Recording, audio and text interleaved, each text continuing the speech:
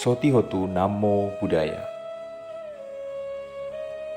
Pada kesempatan yang baik ini, kita akan belajar tentang sejarah singkat betapa Siddhartha berguru dengan Alara Kalama dan Uddaka Ramaputta. Berikut adalah video pendek mengenai perjalanan spiritual pertapa Siddhartha.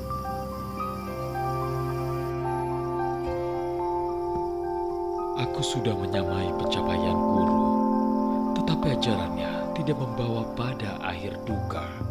Aku akan tinggalkan perguruan ini untuk mencari dhamma yang mengakhiri duka. Aku tidak tahu kabar para Brahmana lain yang meramalkan masa depan Pangeran Kecil. Pangeran Siddhartha kini sudah meninggalkan keduniawian. Suatu hari ia akan mencapai pencerahan dan menjadi Buddha. Kalau aku minta 7 Brahmana itu untuk ikut dan melayani dia, mereka pasti akan yakin padanya. Semua ayah kami sudah meninggal. Kalau kamu berkenan, kami berempat ingin pergi denganmu. Kalau begitu, mari sebut kelompok kita Pancawagia.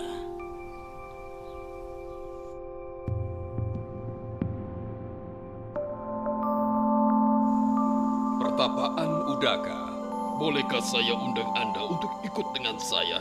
Anda sudah menyamai pencapaian saya, semadi tingkat ke-8. Maukah Anda bergabung dengan saya mengelola kelompok kita? Cara praktek ini bukan jalan menuju akhir duka. Saya akan pergi dan melanjutkan pencarian jalan menuju akhir duka. Setelah bertemu dengan Raja Bimbisara, petapa Siddhartha melanjutkan perjalanan untuk mencari kebahagiaan tertinggi Nibbana. Setelah beliau bertemu dengan Raja Bimbisara, pertapa Siddhartha berguru kepada guru pertamanya, yakni Alara Kalama. Dalam perjalanan tersebut, pertapa Siddhartha tiba di tempat kediaman seorang guru bernama Alara Kalama dari suku Kalama. Lalu kemudian petapa Siddhartha memohon agar ia dapat belajar dan menjadi muridnya.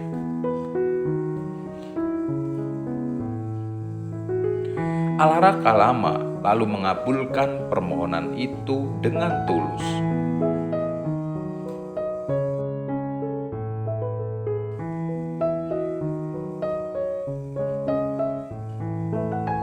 Petapa Alara mengatakan jika seseorang yang tekun akan dapat memahami dalam waktu singkat dan dapat mempertahankan kebahagiaannya.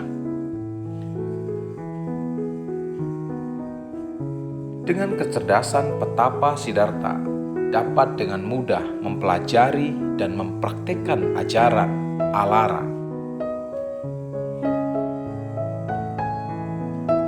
Ia telah mengerti hanya dengan mengulangi kata-kata gurunya dengan sedikit gerakan bibir petapa Siddhartha. Sebagai orang yang jujur, bijaksana, dan bebas dari iri hati, Guru Alara memuji keberhasilan seorang petapa Siddhartha dan meminta petapa Siddhartha untuk menetap dan menjadi guru pada kelompok Alara Kalama. Namun setelah berusaha dan berhasil menghilangkan kemelekatan dan mencapai meditasi tingkat ketiga, petapa Siddhartha melihat kekurangan bahwa hal tersebut tidak dapat membebaskan dari lingkaran penderitaan. Sehingga petapa Siddhartha meminta Alara Kalama untuk mengajarkan cara mengatasi kelahiran, usia tua, sakit, dan kematian. Namun, petapa Alara Kalama tidak menjawab karena segala hal yang diketahuinya telah diajarkan kepada petapa Siddhartha. Sehingga petapa Siddhartha memutuskan untuk pamit dan meninggalkan guru pertama, yaitu Alara Kalama. Setelah petapa Siddhartha Petapa Siddhartha berpamitan, berguru kepada kemudian Udaka petapa Ramaputra. Siddhartha Nah, Udaka Ramaputra menemui ini adalah guru yang kedua, guru kedua yaitu Petapa Udaka Siddhartha. Ramaputra. Akhirnya, petapa Petapa Siddhartha tiba di tempat kediaman Udaka Ramaputra, dan di sana beliau diterima dengan baik sebagai siswanya. Dengan cerdas dan ulet, petapa Siddhartha mempraktikkan latihan, sehingga dalam waktu singkat, petapa Siddhartha mampu mengerti dengan jelas ajaran Udaka Ramaputra. Petapa Siddhartha mampu mengerti dengan jelas ajaran Udaka Ramaputra hingga mencapai tingkat jana yang keempat. Namun petapa Siddhartha menyadari bahwa hal ini juga belum mampu mengatasi kelahiran, usia tua, penyakit, dan kematian. Oleh sebab itu, petapa Siddhartha akhirnya juga meninggalkan guru yang kedua, yaitu Udaka Ramaputra. Pencapaian meditasi tingkat tinggi yang didapatkan oleh petapa Siddhartha sehingga dapat melihat dengan jelas bahwa hal itu masih berada pada lingkaran penderitaan.